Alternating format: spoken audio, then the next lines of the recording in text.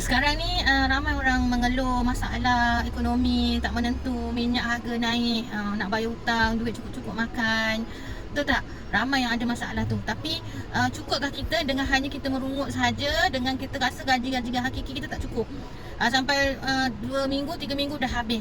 Jadi apa yang saya buat, benda tu berlaku pada diri saya, di mana gaji hakiki saya tak cukup.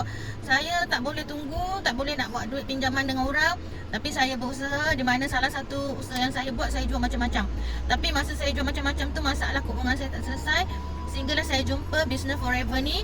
Masa nak join Business Forever ni, walaupun RM90 modal dia, saya rasa, ya Allah, mana aku nak cari duit RM90 ni. Tapi saya bagi peluang pada diri saya boleh juga Business Forever ni. Alhamdulillah, big why pertama saya buat bisnes ni adalah untuk dapatkan sebuah kereta. Masa tu saya hanya ada kereta kancil saja. Alhamdulillah, Allah izin dengan Business Forever ni saya dapat rezeki berganda-ganda. Saya dapat beli kereta.